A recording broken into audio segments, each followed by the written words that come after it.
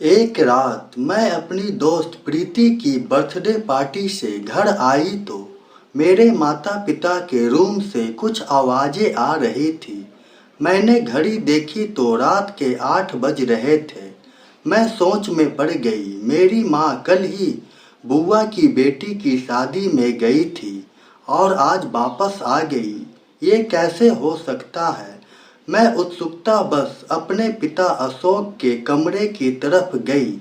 मैंने दरवाजे के पास जाकर माँ की आवाज़ सुनने की कोशिश की, पर मुझे कुछ समझ नहीं आया। मैंने डिस्टर्ब करना सही नहीं समझा।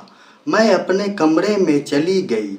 मुझे नींद नहीं आ रही थी तो मैं बालकोनी में बैठकर ताज़ी हवा खा रही थी। तभी मैंने देखा मेरे पिता अशोक एक औरत को घर के बाहर छोड़ने गए और फिर उन्होंने उस महिला को इशारा करते हुए गेट बंद कर अंदर आ गई। मैं उस महिला को पहचानने की कोशिश कर रही थी पर पहचान ना पाई।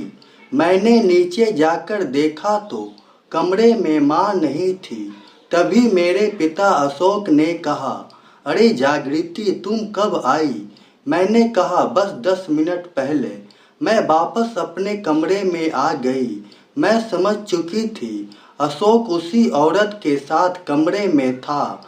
मुझे पता था कि मेरे पिता अशोक मेरे सगे पिता नहीं थे, बल्कि वह मेरे सौतेले पिता थे।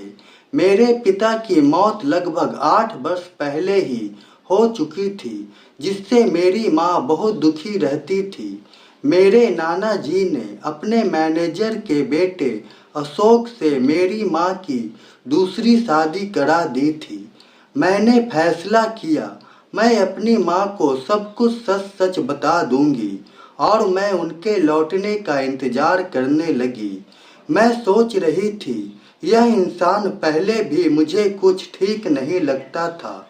अजीब सी नज़रों से मेरी तरफ देखता था। हमेशा काम का बहाना कर रात भर घर से गायब रहता था।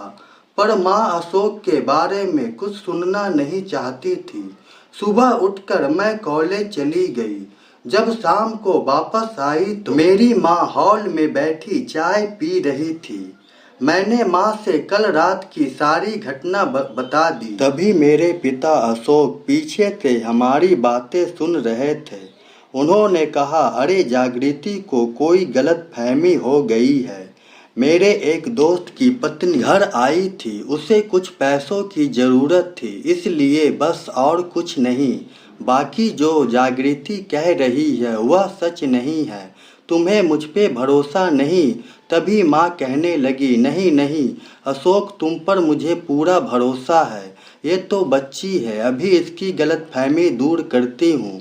मैंने जाने से पहले कमरे में कैमरा लगा दिया था। मैं वो जागृति को दिखा देती हूँ, सब साफ हो जाएगा। कैमरे की बात सुनते ही अशोक घबरा गया और कहने लगा, अरे स्वीट हार्ट, कहाँ तुम बच्ची की बात में आ गई? तुम्हें मुझ पर भरोसा नहीं?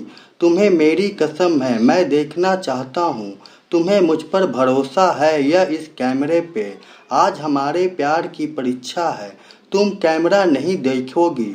तभी माँ अशोक को एक जोरदार थप्पड़ मारती है और उसने कहा, मैंने वीडियो पहले ही देख लिया है। शक तो मुझे तुम पर पहले से ही था, इसलिए मैंने कैमरा लगाया था। तुमने मुझे बहुत बेवकूफ़ बना लिया। अब निकल जाओ यहाँ से। और मेरी माँ मुझसे लिपटकर रोने लगी।